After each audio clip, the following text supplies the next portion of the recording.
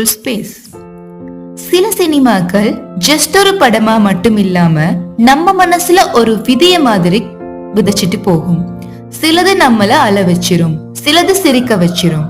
ஆனா சில படம் அது நம்மள ரொம்ப டீப்பா யோசிக்க வைக்கும். அப்படி ஒரு படம் தான் அமீர் கான் பண்ண தாரே ஜமீன் பர். இஷான் அவஸ்திங்கிற ஒரு சின்ன பையனோட ஸ்டோரி. நிஜமாவே நிறைய பேரை அழ வச்ச படம் இது. இன்னைக்கு அந்த படம் நமக்கு கத்து கொடுத்த ரொம்ப இம்பார்ட்டன்டான லைஃப் லெசன்ஸ் பத்தி தான் பேச போறோம். இது வெறும் சினிமா ரிவ்யூ கிடையாது.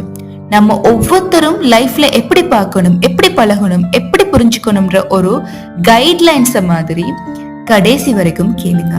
ஏன்னா நீங்க கேட்க போற ஒவ்வொரு வார்த்தையும் உங்க வீவ ஒரு புது ஆங்கிள் கொண்டு போகும். Lesson number 1. ஒவ்வொரு குழந்தையும் ஒரு யூனிக் உலகம். இஷான் கதை நமக்கு சொல்ற ஃபர்ஸ்ட் லெசன் என்ன தெரியுமா? ஒவ்வொரு குழந்தையும் ஒரு யூனிக் உலகம். ஒரு கிளாஸ்ல 40 ஸ்டூடெண்ட்ஸ் இருக்கலாம். ஆனா அந்த 40 பேரும் ஒரே மாதிரி படிக்க மாட்டாங்க, ஒரே மாதிரி யோசிக்க மாட்டாங்க. இஷான் லெட்டர்ஸ் எல்லாம் டான்ஸ் ஆடுற மாதிரி பார்த்தான். ஆனா அவன் ஒரு ஆர்டிஸ்டா பிறந்திருந்தான். அவனோட ஃபேமிலியும் ஸ்கூலும் அவனை நார்மலாக ட்ரை பண்ணாங்க.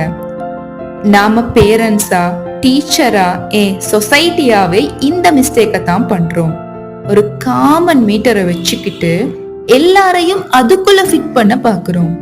மார்க்ஸ், ரேங்க், காம்படிஷன் பசங்க மேல திணிக்கிறோம். அவங்க என்னவா ஆகணும்னு ஆசைப்படுறாங்க, அவங்களுக்கான ஸ்பெஷல் டேலண்ட் என்ன, எந்த ஃபீல்ட்ல அவங்களுக்கு இன்ட்ரெஸ்ட் இருக்கு, நாம கண்டுக்கிறதே இல்ல. ஒரு மீனை மரத்துல ஏற சொல்ற மாதிரி, ஒரு பறவைய நீந்த சொல்ற மாதிரி. இது எவ்வளவு அப்செட் ஆன விஷயம். தாரே ஜமீன் பர் கத்து கொடுத்த முதல் பாடம், குழந்தைகளோட இண்டிவிஜுவாலிட்டிய ரெகக்னைஸ் பண்ணுங்க. அவங்க ஒரே மாதிரி இருக்க வேண்டிய அவசியம் இல்ல. அவங்க அவங்க வழியில ஸ்பெஷல் ஆனவங்க. அந்த ஸ்பெஷாலிட்டிய நாம கண்டுபிடிச்சு வெளியில கொண்டு வரணும். அதுதான் ஒரு பெஸ்ட் பேரண்ட், ஒரு பெஸ்ட் டீச்சர் செய்ய வேண்டிய பெஸ்ட் ஜாப். Lesson number 2. குறைபாடுகளுக்கு பின்னாடி ஒளிஞ்சிருக்கும் டேலண்ட்ஸ். இஷான் ஒரு நார்மல் பையனா பார்க்கப்படல.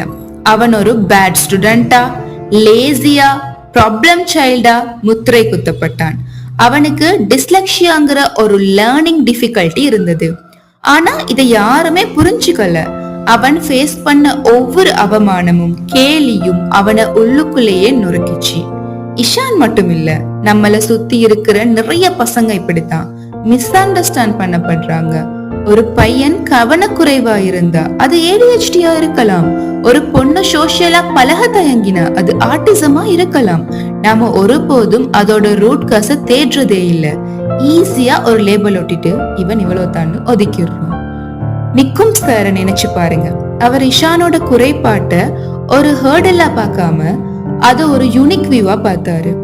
Einstein, Leonardo da Vinci, Pablo Picasso மாதிரி நிறைய ஜீனியஸும் டிஸ்லெக்ஷியாவால எஃபெக்ட் ஆனவங்க இஷானுக்கு அவர் சொல்லும் போது அது இஷானோட வேர்ல்டையே மாத்திருச்சு. குறைபாடுகளுக்கு பின்னாடி ஒளிஞ்சிருக்கும் அசாத்திய திறமைகளை கண்டுபிடிக்கணுங்கிறதே இந்த படத்தோட ரொம்ப முக்கியமான கீ பாயிண்ட்.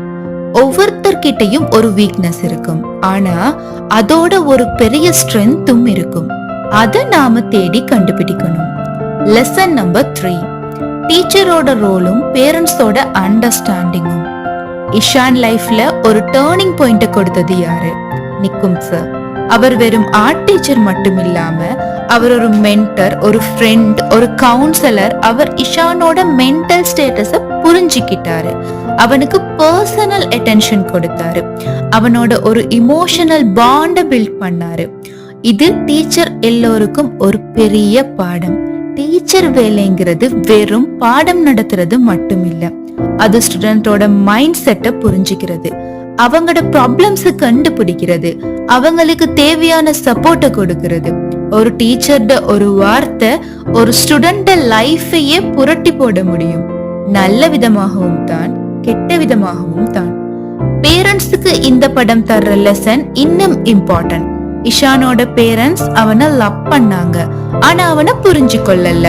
தங்க பையனோட அழுகைக்கு பின்னாடி இருந்த நிஜமான வலிய அவங்க கண்டு கொள்ளல. அவங்களோட சொந்த பயங்களும் சமூக எதிர்பார்ப்புகளும் அவங்க பையனை ஒரு சர்க்கிளுக்குள்ள தள்ளினாங்க. பேரண்ட்ஸோட அண்டர்ஸ்டாண்டிங், லவ், அன்ட்ரேட் கைடன்ஸ் ஒரு குழந்தையோட லைஃபையே எப்படி உருவாக்கும்ன்றது இந்த படம் உணர்த்துது. நீங்க உங்க பசங்களுக்கு ஃப்ரெண்ட்ஸ் ஆயிருங்க, அவங்க மேல நம்பிக்கை வைங்க. அப்போதான் அவங்க தங்க ப்ராப்ளம்ஸ் எல்லாத்தையும் உங்ககிட்ட ஷேர் பண்ணுவாங்க. லெசன் நம்பர் 4, அன்பு, பொறுமை மற்றும் தன்னம்பிக்கை. இந்த படம் நமக்கு கத்து கொடுத்த ரொம்பவே கோரான லெசன்ஸ் என்னன்னா அன்பு, பொறுமை மற்றும் தன்னம்பிக்கை. நிக்கும் சார் இஷான் கிட்ட காமிச்ச அன்கண்டிஷனல் லவ், அளவு கடந்த பொறுமை இஷான் லைஃபையே மாத்திடுச்சு. அவர் இஷானோட கான்ஃபிடன்ஸ திருப்பி கொண்டு வந்தாரு. நீ குறைபாடுள்ளவன் இல்லை, நீ யூனிக்கானவன்னு இஷான ஃபீல் பண்ண வச்சாரு. இந்த 3 குவாலிட்டியும் நம்ம ஒவ்வொருத்தரோட லைஃப்லயும் ரொம்ப முக்கியம். அன்பு சும்மா வார்த்தையிலே சொல்ற அன்பு கிடையாது, ஆக்ஷன்ல காமிக்கிற அன்பு, ஒருத்தரை ஒருத்தர் புரிஞ்சுக்கிட்டு சப்போர்ட் பண்ற அன்பு. பொறுமை, குறிப்பா பசங்க கிட்ட பொறுமை ரொம்ப முக்கியம். அவங்க தப்பு பண்ண உடனே கோபப்படாம ஏன் தப்பு பண்ணாங்கிறத பொறுமையா புரிஞ்சுக்க ட்ரை பண்ணணும். தன்னம்பிக்கை, ஒருத்தரை பெஸ்டா மாத்துறது கான்ஃபிடன்ஸ் தான்.